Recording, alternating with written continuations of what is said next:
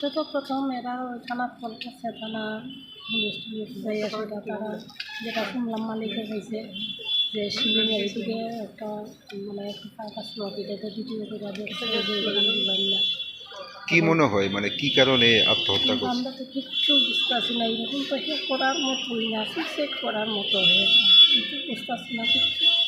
Suicide করছে তো আইসে খবর পাই আইতে তো মানে কাপ করেছে, আমরা খারাপ বেশি না। এমনিতে কি করতো আগরতলাতে? আগরতলাতে আমার রিপ্রেজেন্টেটিভ আছে, মেডিকেল রিপ্রেজেন্টেটিভ। কত বছর যাবত মানে এই কাজের সঙ্গে যুক্ত? কত বছর 2 বছরে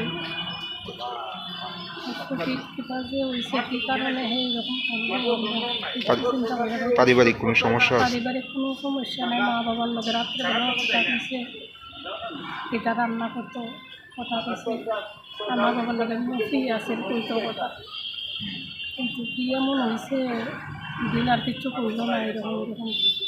নাম কি ওনার? কৌশিক না, কৌশিক কৌশিক দেবনাথ। দেবনাথ। বয়স কত? 27। বাড়ি কোন জায়গায়? বাড়ি পানিসাগর ছড়া।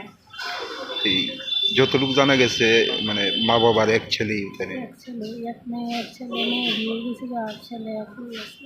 এখন কি মা বাবা আইসেনি? না না, মা বাবা তো আমার মতো না, মা বাবা তো এই শূন্য খবর মালিকা তো বুঝতে পারতেছে না এরকম সিচুয়েশনে তাইলে খুলে দিচ্ছে। কারণ মা বাবা তো একদম ঠিক, হসপিটাল লইয়া গেছে 2-3 বার নিয়েছে, এরপরে মনে হয় হসপিটালে আছে, তারা আমরা তো এদিকে আছি। এখন কি আপনারা মৃতদেহটি ধর্মনগরে নিয়ে যাবেন? নিয়ে যাবেন। এমনিতেই যারা সঙ্গে থাকতো তারা আইসেনি?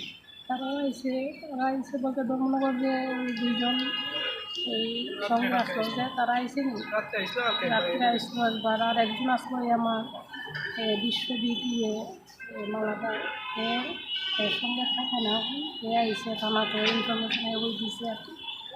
আমরা কইলো আজকে আইসে। এই যে মার সঙ্গে যে কথা হয়েছে কইলেন মানে লাস্ট কোন সময় কথা হয়েছিল? কয়টার সময় তো আমি ঠিক বলতে পারি না, 10:30।